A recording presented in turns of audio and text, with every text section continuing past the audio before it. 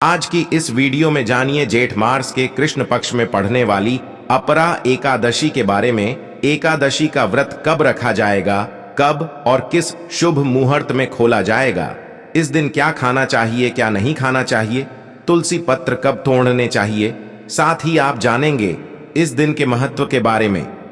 एकादशी के दिन जो भी भक्त उपवास रखते हैं उन्हें एक दिन पहले दशमी तिथि के नियमों का पालन करना होता है और नियमों के अनुसार दशमी तिथि को तुलसी पत्र तोड़ कर रख लिए जाते हैं। और अगर ऐसे में दशमी तिथि को रविवार का दिन पड़ता है तो उससे भी एक दिन पहले शनिवार के दिन ही तुलसी पत्र तोड़ कर रख लेनी चाहिए और फिर बाद में एकादशी और द्वादशी तिथि को गंगा जल से धोकर उन्हें भगवान विष्णु को भोग में अर्पित करनी चाहिए, क्योंकि भगवान विष्णु बिना तुलसी पत्र के अपना कोई भी भोग स्वीकार नहीं करते हैं। इसलिए आपको इस बात का ध्यान रखना चाहिए। दशमी तिथि को सूर्यास्त के बाद व्रतने वाले व्यक्ति को अन्न ग्रहण नहीं करना चाहिए। एकादशी के दिन सुबह विधि विधान से पूजा करके निराहा रहना चाहिए।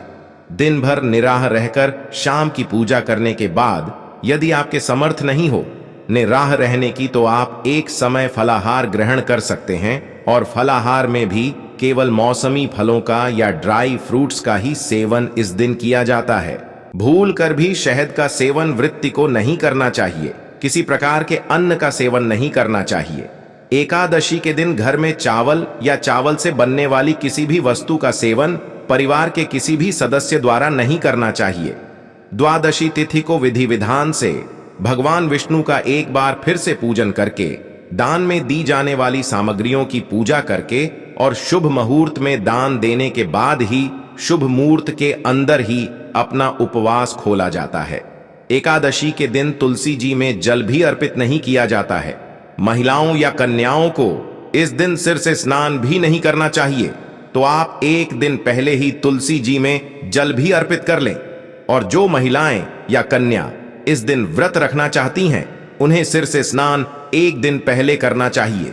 व्रत के दिन भगवान विष्णु की पूजा में पीले रंग की वस्तुओं का ज्यादा से ज्यादा इस्तेमाल करना चाहिए और द्वादशी तिथि को भी किसी न किसी पीली सामग्री का दान देना शुभ होता है, जैसे कि आप हल्दी का या पीले वस्त्रों का या फिर पीले फलों में केले के फल का दान स्तन कर सकते हैं। इस बार एकादशी की तिथि प्रारंभ होगी 2 जून रविवार की सुबह 5:05 से। इससे पहले तक दशमी तिथि रहेगी और एकादशी की तिथि समाप्त होगी 3 जून सोमवार की सुबह 2:41 पर, क्योंकि एकादशी की तिथि इस बार 2 दिन रहने वाली है। ऐसे में इस बार दोनों ही दिन एकादशी का उपवास रखा जाएगा। जून रविवार को पड़ने वाला एकादशी का व्रत 10वीं तिथि एकादशी का रहेगा और ऐसे में जो भी ग्रस्त जन हैं वो इस दिन उपवास रख सकते हैं। लेकिन मोक्ष प्राप्ति की इच्छा रखने वाले सभी भक्तों को द्वादशी तिथि युक्त एकादशी का ही व्रत रखना चाहिए। इसलिए इस बार 3 जून सोमवार को भी एकादशी का व्रत रहेगा, जो कि वैष्णव एकादशी होगी। इस दिन भले ही एकादशी तिथि सुबह ही समाप्त हो गई हो, लेकिन यह एकादशी बहुत ही शुद्ध एकादशी मानी जाती है। व्रत रखते समय आपको इस बात का भी ध्यान देना चाहिए कि अगले दिन द्वादशी तिथि पर सुबह के समय हरिवासर न हो। यदि सुबह के समय हरिवासर होता है तो उस समय व्रत नहीं खोला जाता है। हमेशा हरिवासर समय समाप्त होने के बाद व्रत खोला जाता है।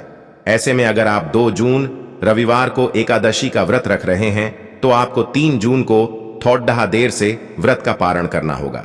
द्वादशी तिथि प्रारंभ होगी 3 जून सोमवार की सुबह 2:42 से और इसी के साथ हरिवासर का समय भी शुरू हो जाएगा। शुरुआत के 5 से 6 घंटे का समय हरिवासर रहता है और द्वादशी तिथि समाप्त होगी। जून मंगलवार को यानी कि 3 जून सोमवार की मध्य रात्रि 12:18 पर हरिवासर का जो समय है वो 3 जून सोमवार को सुबह 8:30 पर समाप्त होगा। इससे पहले तक आप उपवास नहीं खोल सकते, क्योंकि हरिवासर रहेगा। ऐसे में जिन्होंने भी 2 जून को एकादशी का उपवास रखा है उन्हें 2 जून सोमवार सुबह 8:36 से 9:55 के बीच में एकादशी का उपवास खोलना चाहिए। यदि किसी कारण से आप सुबह के समय उपवास न खोल पाएं तो आप दोपहर 1 बजे या 3 बजे के बीच में अपना उपवास खोल सकते हैं और जिन्होंने भी 3 जून सोमवार को वैष्णो अपरा एकादशी का उपवास रखना है, वे 4 जून मंगलवार को सुबह 5:44 से 6:25 के बीच में अपना उपवास खोलेंगे। इस समय आपको अपना व्रत का पारण करना होगा। आप हमेशा पागल हो से पहले पूजा कर लें, भगवान को भोग लगा लें और जब पारण मुहूर्त हो तो उसे समय विधि विधान से यदि समर्थ हो। तुम कैसे ब्राह्मण देवता को, किसी पुजारी को या किसी वैष्णव को अपने घर पर आमंत्रित कर उन्हें भोग प्रसाद दें, उसके बाद तुलसी पत्र और जल से अपना उपवास खोल सकते हैं।